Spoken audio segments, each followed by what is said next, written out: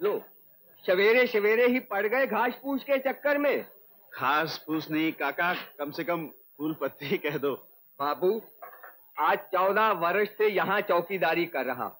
भांत भांत के लोगों को देखा है इस पहाड़ पर आते हुए।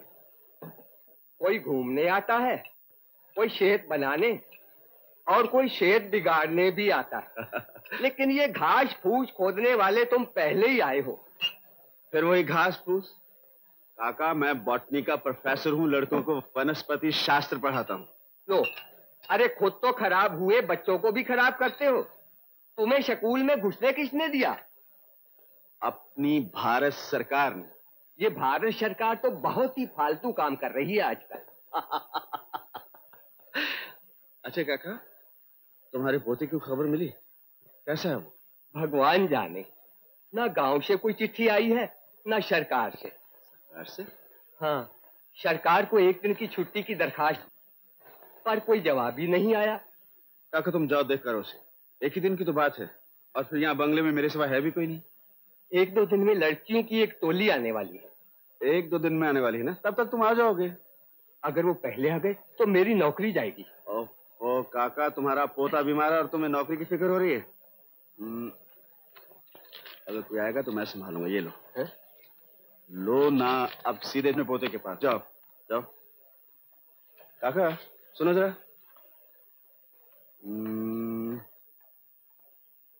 अरे ये क्या? ये आप चादर उतारो है? ये कोट तुम पहन लो। पहनो कोट। क्यों काका, असली लग रहा हूं ना? बिल्कुल चौकीदार। अब तो तुम्हारी नौकरी नहीं जाएगी ना। अब तुम जाओ और चाबी मुझे दे दो। ये लो। तुम जाओगे कैसे?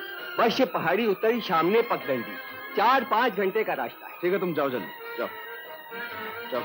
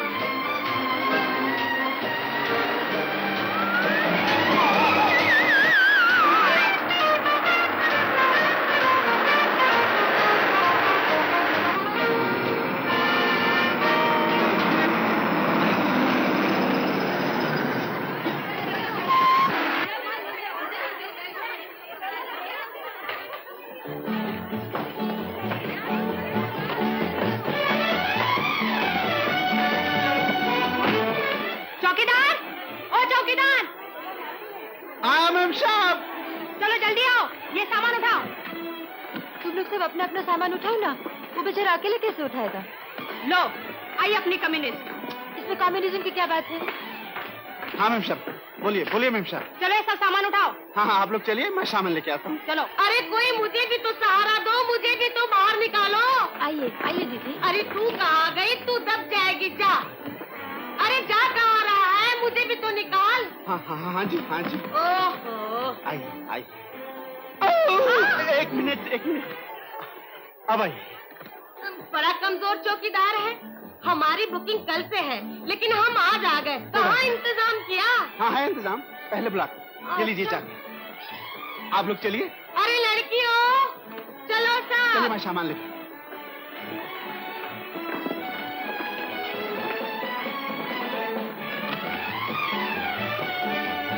अरे यहाँ तो एक आदमी के सिवा और कोई है ही नहीं। कौन है रे? डॉक्टर परिमल त्रिपाठी। डॉक्टर परिमल त्रिपाठी? सुरेखा, जल्दी आ। डॉक्टर परिमल त्रिपाठी ठहरे यहाँ। परिमल त्रिपाठी? तुझे कैसे मालूम? ये देख, लिखा हुआ है, रूम नंबर 8। चल तो देखे।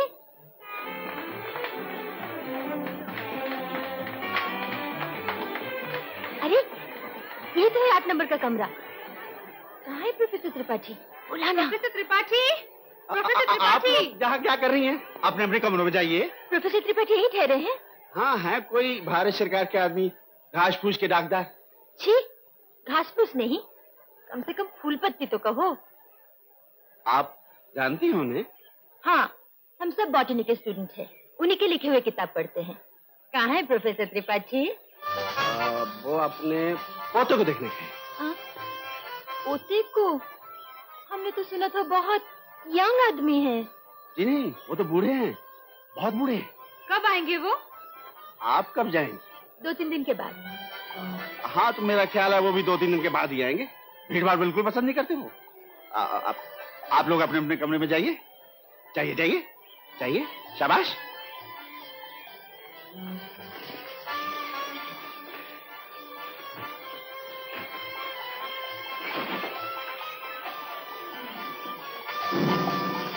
चौकीदार, ओ चौकीदार! आया मेम साहब, आया। बहुत भूख लगी है दीदी। अरे उसी का तो इंतजाम कर रही हूँ। चौकीदार, कुछ खाने वाने का इंतजाम है? नहीं मेम साहब, इधर तो सिर्फ नहाने का इंतजाम है। तो तुम कहाँ से खाते हो? मैं उधर सामने होटल में खाता हूँ। तो भाई हमारा भी वही इंतजाम कर दो ना।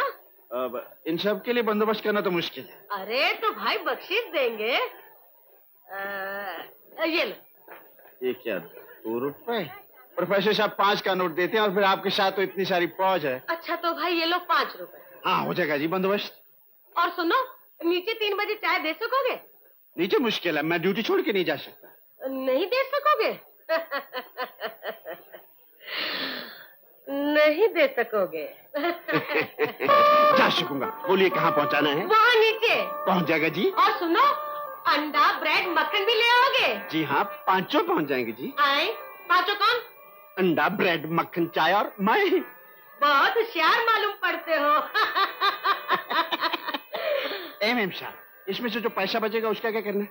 वो तुम रख लेना। अरे बारे ऊपर वाले, तेरा जवाब नहीं। जब देता है छप्पड़ फाड़ के देता है। जितना बड़ा जिस्म दिया है उतना बड़ा दिल भी दिया है। क्या बकते हो? कुछ नहीं बकता जी। गर्ल्स, इधर आओ। जी जी। ठीक 3 बजे नीचे क्लास है। स्पेसिमेन कलेक्ट करो और बोर्ड का इंतजाम करो। समझ गई ना? ठीक 3 बजे। Okay okay.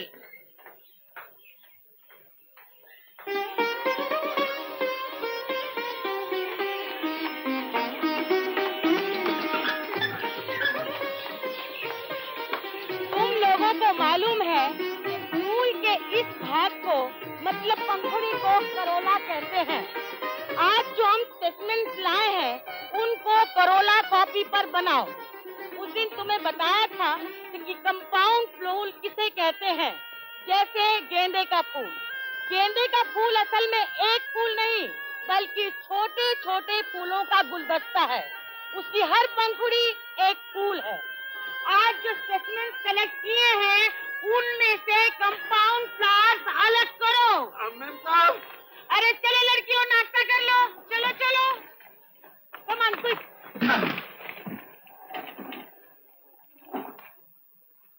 अरे ये तो कच्चे अंडे हैं। और कैसे होते हैं? उबाल के लाने थे ना? मुझसे तो नहीं कहा था। मैंने सोचा था इधर ही उबाल लेंगे, पिकनिक मनाएंगे। तो क्या मैं अभी उबाल देता हूँ? पानी कहाँ है? ये क्या है उनका, सामने झील है ना। आप में से 1-2 मेरे साथ आइए, जरा जल्दी हो जाएगा। आइए मेरा हाथ बटाइए। चल कांता। आओ कांता जी।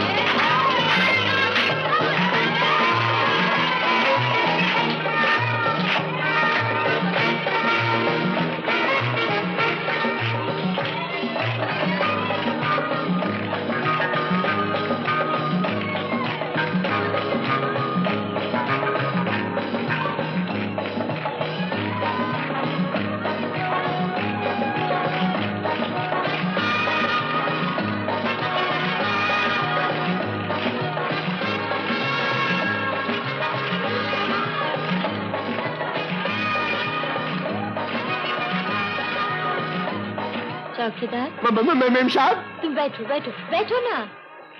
प्रोफेसर त्रिपाठी आ गए? जी नहीं, वो तो नहीं है। अरे आप वहाँ बैठ रही हैं, मैं कुछ लाता हूँ। मैं यही ठीक हूँ, तुम मैं बैठो। लाता हूँ। बैठो।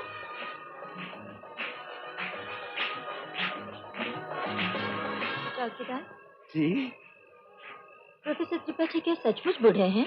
हाँ, बूढ़े तो हैं लेकिन बहुत बूढ़े नहीं। हाँ, उनका मुंह थोड़ा एक तरफ को टेढ़ा है, बात करते तो ऐसे हो जाता है। बेचारे को लकवा है ना। ए मैम साहब, ये प्रोफेसर त्रिपाठी के बूढ़े होने से आप क्यों निराश हो रही हैं? नहीं नहीं नहीं, मैं तो इसलिए कह रही थी, कुछ दिन पहले ही पढ़ा था कहीं कि इतनी कम उम्र में किसी प्रोफेसर ने बॉटनी में इतनी तरक्की कभी नहीं की। अरे इन प्रोफेसर की जवानी भी तो 50 साल की उम्र में आती है, जब दांत गिरने लगते हैं, बाल झड़ने लगते हैं। अक्ल की जवानी है ना, शक्ल की तो नहीं। नहीं नहीं नहीं, ये बात नहीं। डॉक्टर त्रिपाठी भी तो हमारे इलाहाबाद के ही हैं।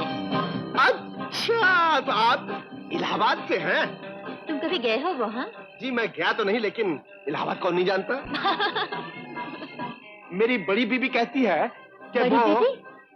जी हाँ, मेरी 2 बीवियां हैं। और बच्चे? बच्चे दोनों के मिला के 12 हैं। 2 बीवियां 12 बच्चे। बाप रे, 2 बीवी 12 बच्चे, ये तो कोई पिक्चर का नाम मालूम होता है। ये मैम साहब, इस तरह चौकीदार के साथ बैठ के हंसना ठीक नहीं है। क्या मतलब? मेरी छोटी बीवी है ना, एकदम चुड़ैल है। आपको इस तरह मेरे साथ बैठे देख लेगी ना तो टोपी समेत मेरे बाल गचक गचक नोच लेगी। आप मेहरबानी करके जाइए जहां से। जाइए मैम साहब।